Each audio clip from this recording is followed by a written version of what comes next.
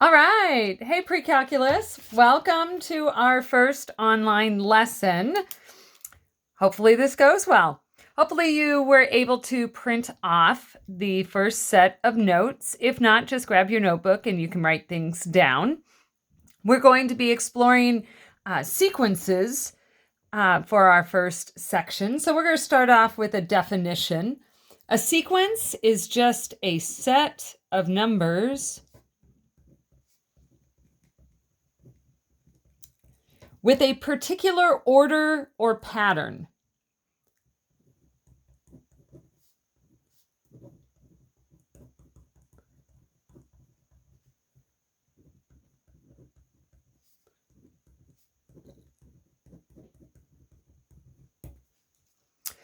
So we deal with sequences all the time. In fact, as you go through your day at school, you have a sequence of classes. It has a particular order or pattern.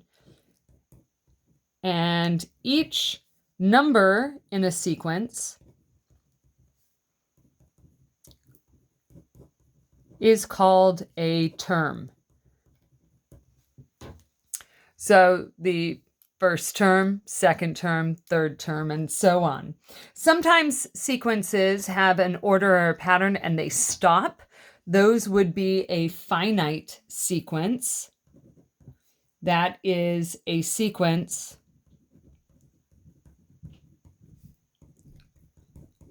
with a limited number of terms.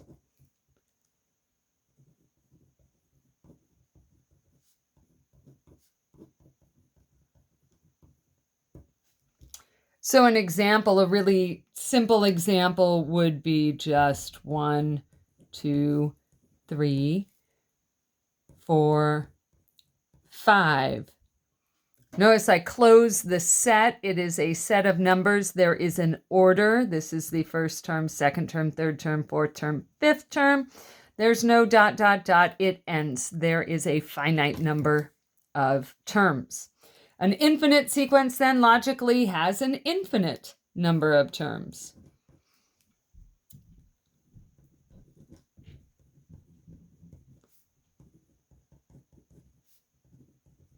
So an infinite or unlimited number of terms.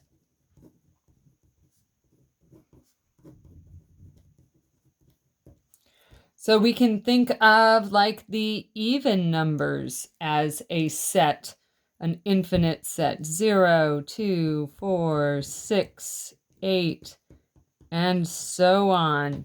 You've got an order, there is a pattern, and it goes on forever. Some notation that we want to think about that helps us as we discuss sequences is that the first term, we always use the letter A to represent a term. You don't have to use A, but that's the common one. And our subscripts are going to tell us where in the sequence we are. So the first term is going to be A sub 1. Logically, the second term would be A sub 2. The 10th term would be A sub 10. So we can talk about any number, any term with an n, that's an n there, A sub n, where n is the term number in the sequence. So A sub 100 would be the 100th term. So here's a nice example. Given this sequence, 2, 5, 8, 11, 14. By the way, can you tell the pattern in there? Do you see how we're adding 3 each time? You could logically keep that sequence going. But A sub 1 here is asking for the first term. So the first term is the number 2. So the n is the term number. A sub n is the term value. So A sub 5, 1, 2, 3, 4, 5 would be 14. A sub 8, I don't see that in the list. And so I'm going to actually continue that pattern on. So this would be add 3, 17, 20, 23 would be that 8th term. And if I go on to 14, I have to keep going.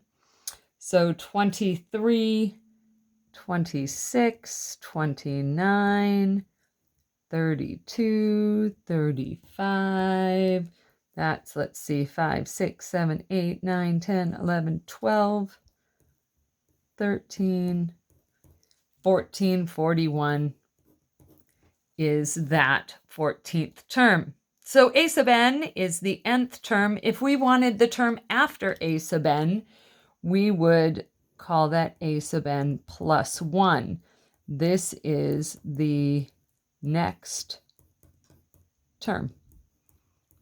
And so you'll see that operation occur in that subscript to tell you, are you going past, further than that nth term, or prior to it?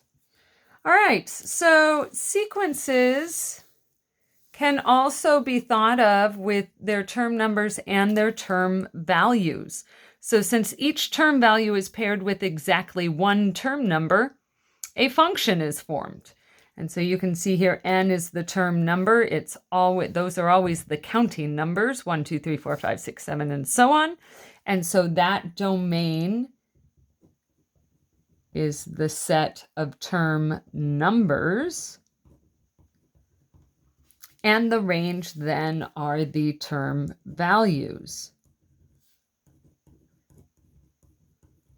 which allows you to think of sequences as functions, and we could then plot them on a coordinate plane and see, are they linear, exponential, quadratic, and so on.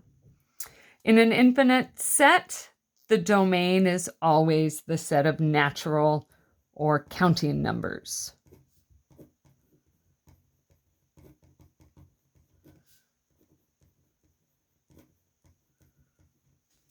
Okay. So there are two ways that we can describe sequences, and that is with a recursive formula or an explicit formula. All of the function notation that we've dealt with up to this point, we would call explicit. It gives you a formula to find any term value. Recursive formulas are a rule that define the next term in terms of its previous terms. So a rule in which the nth term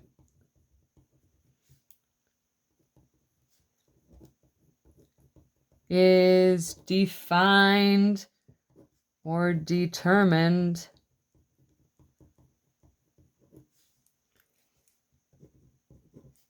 by one or more previous terms. So if we look up at this example here, we were adding 3 each time. It became very easy to extend that pattern by next would be 17. You add 3. Add 3 to 17, you get 20.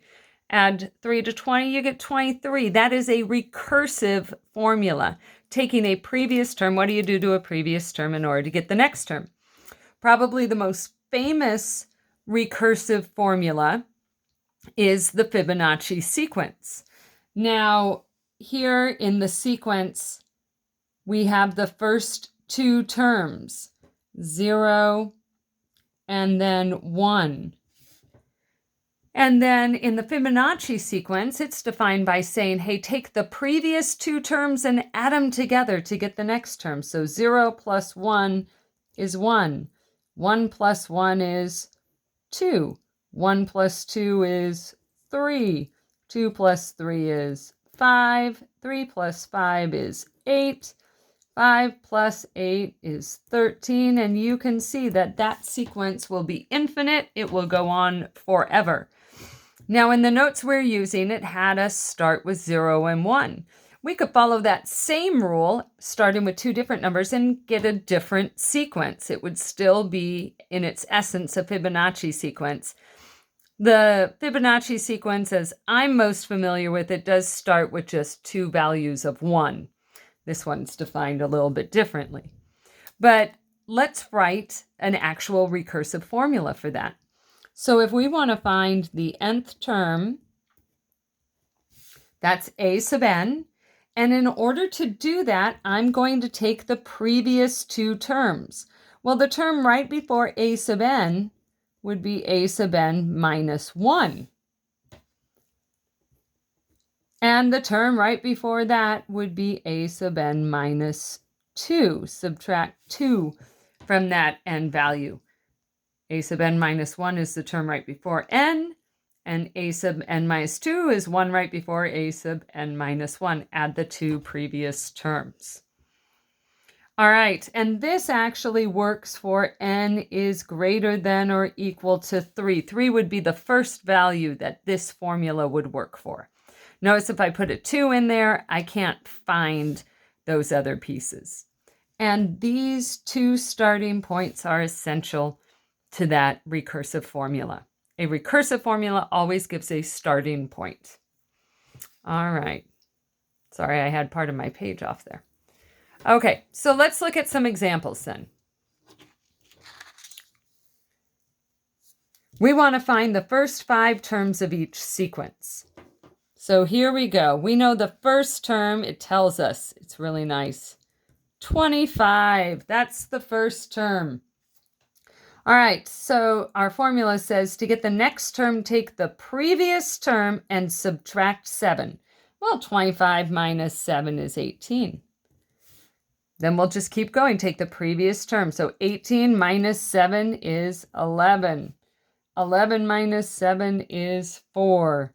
And 4 minus 7 is negative 3. There are the first 5 terms in that sequence. Same thing here. We're going to start with negative 2. This tells me, oh, I'm going to take the previous term. Remember, a sub n minus 1 means the previous term. Multiply it by 3, then add 1. And so let's see, negative 2 times 3 is negative 6, plus 1 is negative 5. Then I'll apply the same rule. Take the previous term, multiply by 3. Negative 5 times 3 is negative 15, plus 1 is negative 14. Negative 14 times 3 is negative 42, plus 1 is negative 41. And then finally, negative 41 times 3 is negative 123, plus 1 is negative 122. There would be the first 5 terms. All right, so just remember that your starting points are an essential part of your recursive formula. Maybe we should write that down. Your first term or starting point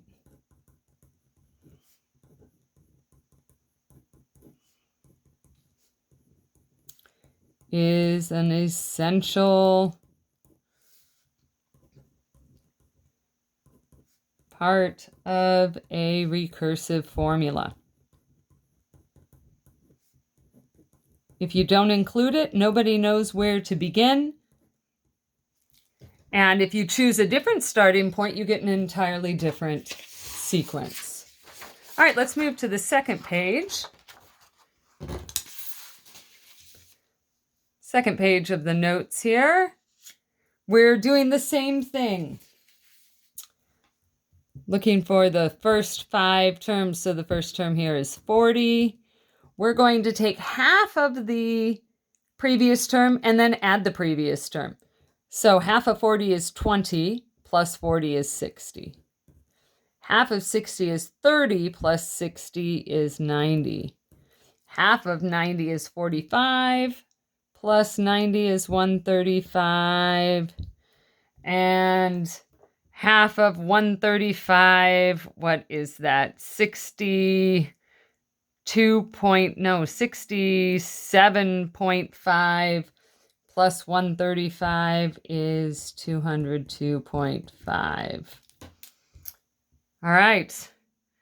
Now here we've got a first term of 8. Oh, and it gives us the second term. It gives us 2 terms here because our formula is in terms of 2 previous terms. Now we have to be careful here. This is the previous term, and a sub n minus 2 is the previous term. So we're going to take the ratio of those two. So this would be 10 over 8. And then I would want to simplify that and call that 5/4. Okay. And so then 5/4 divided by the previous term is 10. 5/4 divided by 10 is 5/40, which reduces to 1/8. And then 1/8 divided by 5/4, that's like 1/8. I'm going to write that to the side here. 1/8 times 4/5, which becomes 1/10. So these really are the best terms there because they are reduced fractions. Sometimes that makes it hard to figure out what the pattern is as you look at a sequence if those fractions are reduced.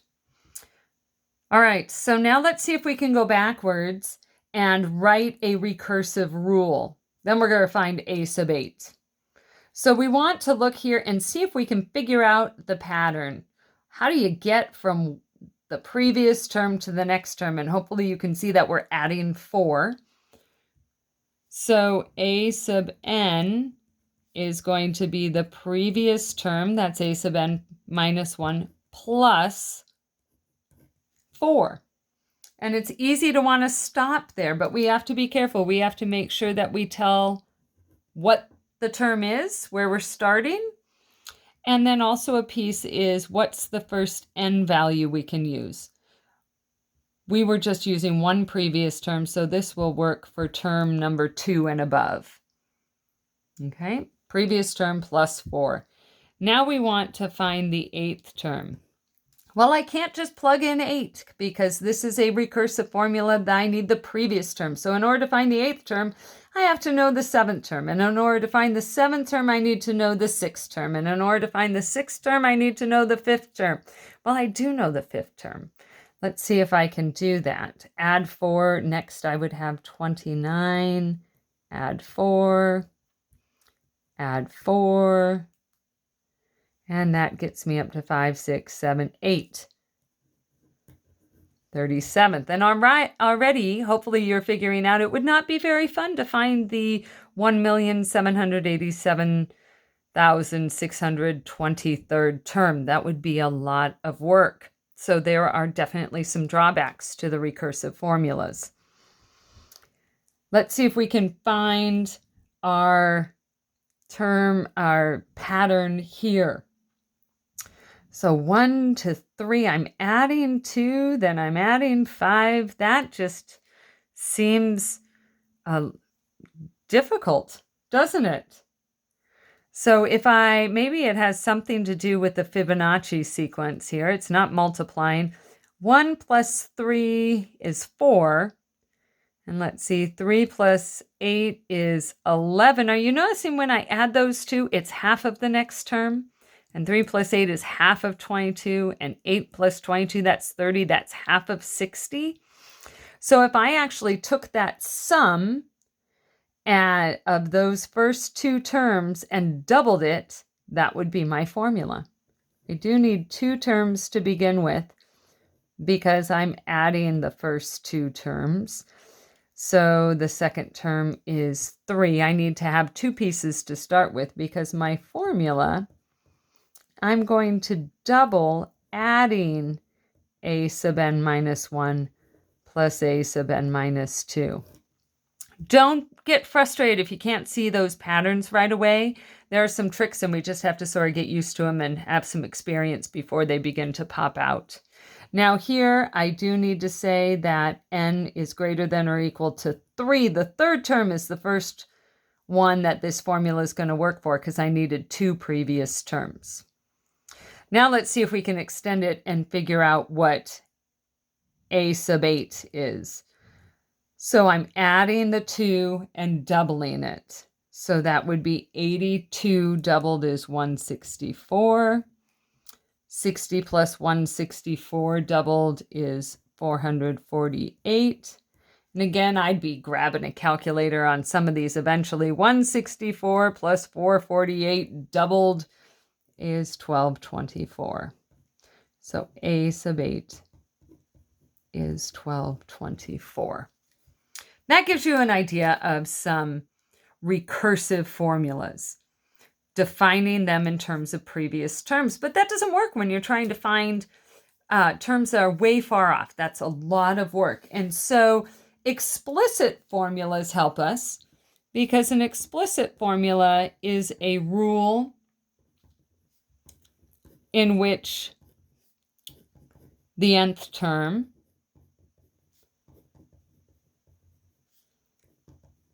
is defined by its term number. Not a previous term, but its term number. It is a function of n. And these are formulas that we've been dealing with anytime we've had any functions. This is what really we've been looking at. For example, a sub n is equal to 5n plus 1. That's a linear function. That's like looking at y equals 5x plus 1. We know how to generate those. If I want the first term, I'm going to plug in a 1 for n. 5 times 1 is 5, plus 1 is 6. So the first term is 6. Plug in a 2. 5 times 2 is 10, plus 1 is 11. To find the third term, plug in a 3. 5 times 3 is 15, plus 1 is 16. To find the fourth term, plug in a 4. 5 times 4 is 20, plus 1 is 21. And finally, the fifth term, 5 times 5, the fifth term, is 25, plus 1 is 26. Now, some of you might be saying, well, yeah, but I would just add 5 each time. And yes, we like those patterns. That thinks more of this in terms of a recursive formula. And so sometimes we use them in combination to help us find those terms. But if I was looking for the millionth term, I am not going to think recursively by adding 5 each time. I'm going to plug in a million for that. So a sub n is equal to 3 halves to the n minus 1. If I want the first term, I'm going to plug in a 1 for n. So 1 minus 1 is 0. 3 halves to the 0 is 1. If I want the second term, plug in a 2 for n. 2 minus 1 is 1. 3 halves to the first power is 3 halves. For the third term, plug in a 3. 3 minus 1 is 2. 3 halves squared is 9 fourths. And notice this one was to the 0, to the first, to the second. So the fourth term, subtracting 1, it's going to be to the third power. So 3 to the third is 27. 2 to the third is 8. And the fifth term, my power is going to be 5 minus 1 is 4. So 3 to the fourth is 81. And 2 to the fourth is 16. And I bet you can see that recursive pattern that we're just multiplying by 3 halves each time. All right, here we go. Again, plugging values in for the first term. Plug a 1 in, you get 0 over 3, that's 0. Plug 2 in for the second term, 1 over 4. The third term, that would be 2 over 5. Fourth term, 3 over 6, which would reduce to 1/2. That would be better off as a 1/2. But notice the patterns you're seeing. The denominators are increasing by 1. And again, I'm thinking recursively on this because I like to look at those patterns. Explicit is plugging those values in. All right, let's keep going. We are almost done. Our first term would be root 3. Our second term, root 6. I'm just plugging a 2 in. Plug a 3 in, you'd get root 9. That's 3. Plug a 4 in, root 12. You could reduce that radical if you wanted to. That would be to root 3. And then a 5, we get root 15. Then you've got some that are, man, you have to know your powers here and just plug in your formulas. Your first term, 1 minus 0 is 1. 2, that would be 8. Minus 1 is 7. Then you'd have 3 cubed minus 2 squared, that's 23. 4 cubed minus 3 squared is 55. And 5 cubed minus 4 squared is 109. Now, I'm not actually doing those calculations that quickly. I had those before. I'd be doing that on my calculator, most likely. All right, number 12 here. If you haven't seen this exclamation point, it doesn't mean that n is just really excited. That is a factorial, which means that if you put in a whole number, you are going to multiply in descending order all of the whole numbers.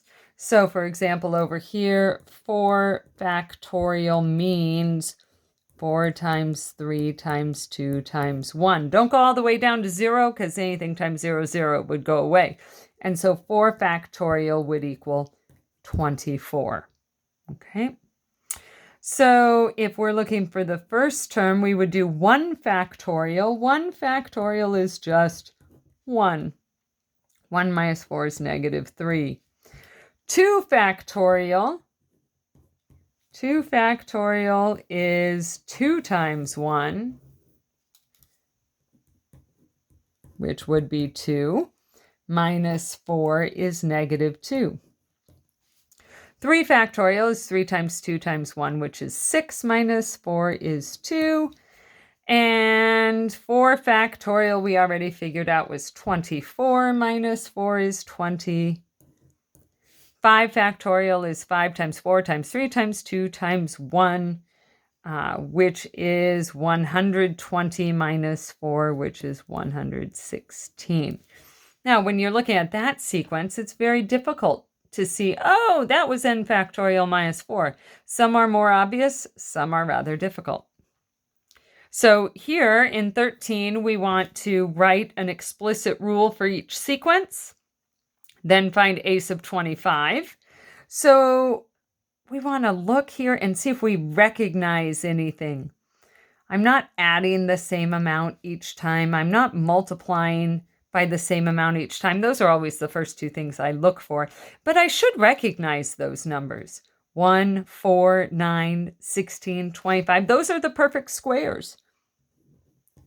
So 1 is 1 squared, 4 is 2 squared, 3 is 3 squared. So my explicit formula would be to find the nth term, I need to take the term number, n, and square it.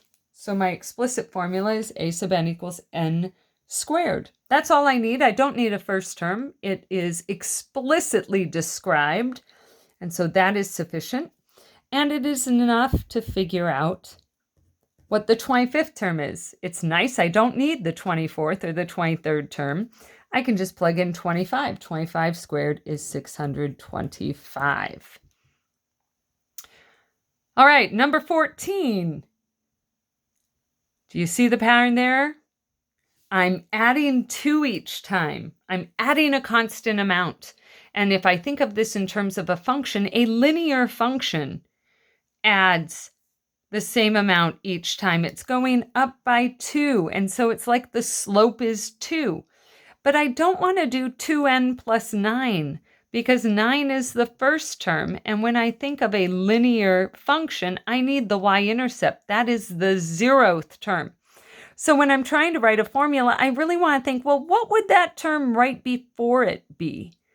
And if I'm adding 2, I can figure that out by subtracting 2. That's really a 7.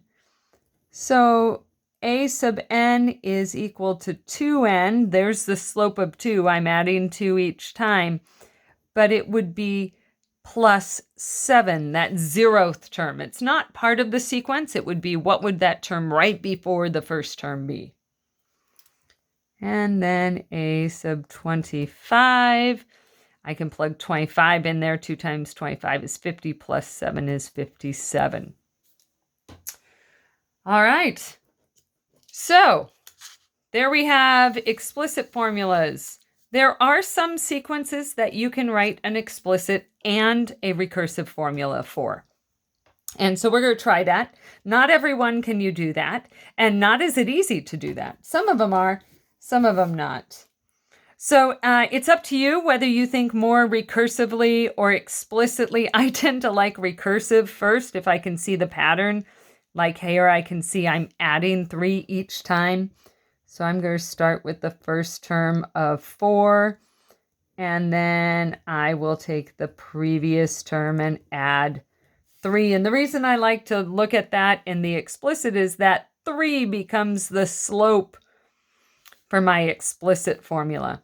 I do need to say, this only works for the second term and above. So for the explicit formula, I'm adding 3 each time. It's that recursive thought, but that becomes the slope. So 3n. And then I have to think, what was that 0th term? What would be right before 4? Well, I could subtract 3 and learn that that is a 1. So there's my explicit formula. There's my recursive formula. The recursive looks more complicated, but it's not necessarily so, as you know what the notation represents.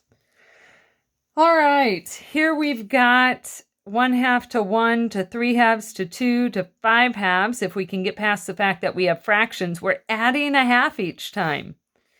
Well, maybe we'll start with the explicit first. If I'm adding a half each time, I know that half is going to be that slope. And what would be right before that? That would be 0. So I don't have to add anything. It's just 1/2 n.